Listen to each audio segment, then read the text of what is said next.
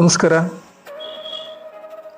ಈ ದಿನ ಜ್ಯೋತಿಷ್ಯ ಬೆಳಕು ಕಾರ್ಯಕ್ರಮದಲ್ಲಿ 27 ನಕ್ಷತ್ರಗಳಲ್ಲಿ 12ನೇ ನಕ್ಷತ್ರ ಉತ್ತರ ನಕ್ಷತ್ರ ಅಥವಾ ಉತ್ತರ ಪಾಲ್ಗುಣಿ ಅಂತಲೂ ಕರೀತಾರೆ.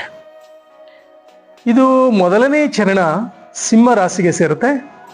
ಉಳಿದ 2, 3, 4ನೇ ಚರಣ ಪಾದಗಳು ಕನ್ಯಾ ರಾಶಿಗೆ ಸೇರುತ್ತೆ. ಕನ್ಯಾ ರಾಶಿ ಅಧಿಪತಿ ಬುಧ ಆಗ್ತಾನೆ. ಮೊದಲನೇ ಪಾದದ ಅಧಿಪತಿ ಸೂರ್ಯ ಆಗ್ತಾನೆ ಮತ್ತು ನಕ್ಷತ್ರದ ಅಧಿಪತಿ ಸೂರ್ಯ ಆಗ್ತಾನೆ. ಈ ಉತ್ತರ ನಕ್ಷತ್ರದವರು ಎಷ್ಟೊಂದು ಒಳ್ಳೆಯ ಗುಣವಂತರು ಅಂದರೆ, ಊರಲ್ಲಿ ಅಥವಾ ತಮ್ಮ ಸಮಾಜ ಅಥವಾ ಕಮ್ಯುನಿಟಿಯಲ್ಲಿ ಏನಾದರೂ ತಪ್ಪು ಘಟನೆಗಳು ನಡೆದರೆ ಅದನ್ನು ಚಾಕಚಕ್ಯತೆಯಿಂದ ಎಲ್ಲರಿಗೂ ಒಳಿತಾಗುವ ಹಾಗೆ ನ್ಯಾಯವಾದಿಯ ಹಾಗೆ ಕಾರ್ಯವನ್ನು ಮಾಡುವಂಥವರು.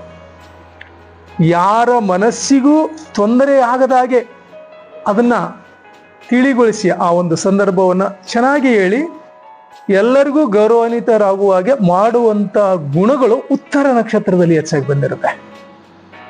ಎಲ್ಲರಿಗೂ ಉತ್ತರ ಕೊಡೋ ಸ್ವಭಾವ ಅಂದರೆ ಯಾರು ತೊಂದರೆ ಅನುಭವಿಸಬಾರ್ದು ಅಂತ ಅಂತಃಕರಣೆ ಉಳ್ಳಂಥ ಒಳ್ಳೆಯ ನಕ್ಷತ್ರ ಅಂದರೆ ಉತ್ತರ ನಕ್ಷತ್ರದವರು ಅಂತ ಹೇಳ್ತೀನಿ. ಮತ್ತು ಇನ್ನೊಂದು ವಿದ್ಯಾವಂತರವರು. ಯಾವುದಾದ್ರೂ ಸಬ್ಜೆಕ್ಟ್ ಬಗ್ಗೆ ನಾನು ಹೀಗೆ ಅದನ್ನು ಪೂರ್ತಿಯಾಗಿ ವಿವರಣವಾಗಿ ಹೇಳಬಲ್ಲೆ ಅನ್ನುವಷ್ಟರ ಮಟ್ಟಿಗೆ ಅದನ್ನು ಸ್ಟಡಿ ಮಾಡ್ಕೊಂಡಿರ್ತಾರೆ. ಮತ್ತು ಒಳ್ಳೆಯ ಅಂತಃಕರಣವಂತರು. ಹೆಚ್ಚಾಗಿ ಸಸ್ಯಾಹಾರಿಗಳವರು. ಭಾಳಷ್ಟು ಜನ ನಾನು ಉತ್ತರ ನಕ್ಷತ್ರದಲ್ಲಿ ನೋಡಿದ್ದೀನಲ್ಲ, ಮಾಂಸಾಹಾರಿಗಳ ಮನೆಯಲ್ಲಿ ಹುಟ್ಟಿದ್ರು ಕೂಡ ಸಸ್ಯಾಹಾರನ ಊಟ ಮಾಡ್ತಾ ಇದ್ದಾರೆ. ನಾವು ಭಾಳಷ್ಟು ಜಾತಕದಲ್ಲಿ ಆ ಉತ್ತರ ನಕ್ಷತ್ರ ಬಂದ ತಕ್ಷಣ ನನ್ನ ಮನಸ್ಸು ಹೋಗೋದೇ ಫುಡ್ಗೆ. ಯಾವ ಆಹಾರ ಸೇವಿಸ್ತೀರಿ ಅಂತ ಕೇಳಿದಾಗ ನಮ್ಮ ಮನೆಯವರೆಲ್ಲರೂ ಉಣ್ತಾರ್ರಿ, ಬಟ್ ನಾನು ಮಾಂಸಾಹಾರ ಮುಟ್ಟಲ್ಲ, ಒಂದು ತತ್ತಿ ಕೂಡ ಮುಟ್ಟಲ್ಲ ಅಂತ ಹೇಳುವಂಥ ಯಾವುದಾದ್ರೂ 27 ನಕ್ಷತ್ರಗಳಲ್ಲಿ ಇದ್ದರೆ ಅದು ಉತ್ತರ ನಕ್ಷತ್ರದವರು. ಅಷ್ಟೊಂದು ಪ್ಯೂರಿಟಿ ಇರುತ್ತೆ ಅವರಲ್ಲಿ, ಸುಂದರವಾಗಿರ್ತಾರೆ. ಮತ್ತು ಪುಸ್ತಕದ ಹವ್ಯಾಸ ತುಂಬ ಇರುತ್ತೆ ಅವ್ರಿಗೆ. ಭಾಳಷ್ಟು ನೇಚರ್ ಜೊತೆ ಹೋದಾಗ ತುಂಬ ಅಭಿರುಚಿ, ನೇಚರ್ನ ಭಾಳ ಇಷ್ಟಪಡುವಂಥವ್ರು. ಮತ್ತು ಗಣಿತಶಾಸ್ತ್ರದಲ್ಲಿ ಉತ್ತೀರ್ಣರಾಗಿರ್ತಾರೆ ಭಾಳಷ್ಟು. ನಮ್ಮ ಕ್ಲಾಸ್ಮೇಟಲ್ಲಿ ಇದ್ದಾರಲ್ಲ, ಅದರಲ್ಲಿ ಉತ್ತರ ನಕ್ಷತ್ರದವರು ಹೈಯೆಸ್ಟ್ ಪೊಸಿಷನಲ್ಲಿದ್ದಾರೆ.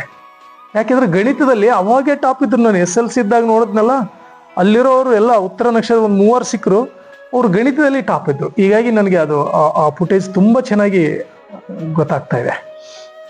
ಮತ್ತು ಇನ್ನೊಂದು, ಈ ಸ್ಥಿರವಾದ ನಕ್ಷತ್ರವಾಗಿರೋದ್ರಿಂದ ನಾನು ಯಾರಾದರೂ ಉದ್ಯೋಗವನ್ನು ಸ್ವೀಕರಿಸಿ ಹೋಗೋರಿಗೆ ಕೊಡ್ತೀನಿ. ಮತ್ತು ಒಳ್ಳೆಯ ಒಂದು ಕಾರ್ಯವನ್ನು ಮಾಡಲಿಕ್ಕೆ ಏನಾದರೂ ಒಂದು ಶುಭ ಕಾರ್ಯಗಳಿಗೆ ಕೂಡ ಅದಕ್ಕೆ ಕೊಡ್ತೀನಿ. ಅಧಿಕಾರ ಸ್ವೀಕಾರಕ್ಕೆ ಇದೇ ನಕ್ಷತ್ರವನ್ನು ಕೊಡ್ತೀನಿ. ತುಂಬ ತೊಂದರೆದಾಯಕವಾದ ಸ್ಥಿತಿಯಲ್ಲಿ ವೃತ್ತಿಗಳಲ್ಲಿರೋರಿಗೆ ಗಡಬಡ ಆಗ್ತಿದೆಯಲ್ಲ, ಅದನ್ನು ಬಳಸಿ ತುಂಬ ಚೆನ್ನಾಗಿರುತ್ತೆ. ಮತ್ತು ಇನ್ನೊಂದು, ಹೊಸ ಬಟ್ಟೆ ಖರೀದಿ ಮಾಡಲಿಕ್ಕೆ ಮತ್ತು ಉಪಯೋಗಿಸಲಿಕ್ಕೆ ತುಂಬ ಚೆನ್ನಾಗಿರುತ್ತೆ. ಯಾರಾದರೂ ಮದುವೆ ಮತ್ತು ಶುಭ ಕಾರ್ಯಗಳಿಗೆ ಬಟ್ಟೆ ತರಕ್ಕೆ ಹೋಗ್ತಿರಲ್ಲ, ಈ ನಕ್ಷತ್ರ ದಿನ ಹೋಗಿ. ಹಾಗೆ ಅಲ್ಲಿ ಏನಾಗುತ್ತೆ, ಎಲ್ಲರಿಗೂ ಇಷ್ಟವಾಗೋ ಥರನೇ ಕ್ರಿಯೇಟ್ ಆಗಿರುತ್ತೆ. ಆ ನಕ್ಷತ್ರದ ಪವರ್ ನಿಮ್ಮನ್ನು ಆ ಥರ ಸೃಷ್ಟಿ ಮಾಡುತ್ತೆ. ಮತ್ತು ನೆಕ್ಸ್ಟ್, ಈ ಜಾತಕದಲ್ಲಿ 4 ಮತ್ತು 9ನೇ ಮನೆಯಲ್ಲಿ ಶುಭ ಗ್ರಹಗಳೇನಾದರೂ ಕೂತಿದ್ರೆ ಇವ್ರಿಗೆ ತುಂಬ ಉತ್ತಮವಾದ ಕೀರ್ತಿಯೇ ಬರುತ್ತೆ. ಅವ್ರಿಗೆ ತುಂಬ ಹೆಸರು ಮಾಡಿಬಿಡ್ತಾರೆ ಇವರು. ತುಂಬ ಅಂದರೆ ತುಂಬ ಹೆಸರು ಮಾಡ್ತಾರೆ. ಅಷ್ಟೊಂದು ಶುದ್ಧವಾಗಿದೆ ಇದರಲ್ಲಿ. 4 ಮತ್ತು 9ನೇ ಮನೆ ನೋಡಬೇಕು ನಿಮ್ಮ ನವವಂಶ ಕುಂಡಲಿಯಲ್ಲಿ. ಜಾತಕದ 12 ಮನೆಗಳಲ್ಲಿ ಯಾವ ಮನೆಯಲ್ಲಿ ಏನು ಕೂತಿದೆ ಅಂತ ನೋಡ್ಕೊಂಡಾಗ ಕರೆಕ್ಟಾಗಿ ಇದೆ ಅಂತ ಹೇಳುವಷ್ಟು ಮಟ್ಟಿಗೆ ಇದು ಚಾಕಚಕ್ಯವಾಗಿದೆ. ಮತ್ತು ಇನ್ನೊಂದು, ಸುವರ್ಣ ಪುಷ್ಪರಾಗ ಇವ್ರದ್ದು ಲಕ್ಕಿ ಸ್ಟೋನ್ ಆಗಿರುತ್ತೆ. ಸುವರ್ಣ ಪುಷ್ಪರಾಗವನ್ನು ಗಳಿಸಿ ಖರೀದಿದೋದ್ರ ಜೊತೆಗೆ ಮತ್ತೆ ಮಾಣಿಕ್ಯವೊಂದನ್ನು ಖರೀದಿಸಿ. ಪಚ್ಚೆ ಕೂಡ ಬರುತ್ತೆ, ಬಟ್ ಜಾತಕ ನೋಡಿ ಹೇಳ್ಬೇಕಾಗುತ್ತೆ. ನಾನು ಪಚ್ಚೆ ರಾಶಿ ಅಧಿಪತಿ ಅಂತ ತಗೋಬಹುದು, ಬಟ್ ಮಾಣಿಕ್ಯ ಕೂಡ ಮೊದಲನೇ ಚರಣನು 2, 3, 4 ಅವೆಲ್ಲ ನೋಡ್ಕೊಂಡು ನಾನು ಅರಳುಗಳನ್ನ ಪ್ರೆಡಿಕ್ಷನ್ ಕೊಡ್ತೇನೆ. ಯಾರ್ಯಾರು ಈ ಉತ್ತರ ನಕ್ಷತ್ರದಲ್ಲಿ ಜನಿಸಿದರೋ ನಿಮ್ಮ ಜೀವನ ತುಂಬ ಚೆನ್ನಾಗಿದೆ. ನೀವು ಆ ಗ್ರಹಗಳ ಜೊತೆಗೆ ಪೂಜೆ ಪುನಸ್ಕಾರ ಹೋಮ ಹವನಗಳನ್ನು ಮಾಡಿಕೊಂಡು ಇನ್ನೂ ಹೆಚ್ಚು ನೆಮ್ಮದಿ ಮತ್ತು ಶಾಂತಿದಾಯಕವಾದ ಸ್ಥಿತಿಯನ್ನು ಮುಟ್ರಿ. ನಿಮಗೆಲ್ಲ ಒಳಿತಾಗಲಿ ಅಂತ ಹೇಳ್ತೀನಿ.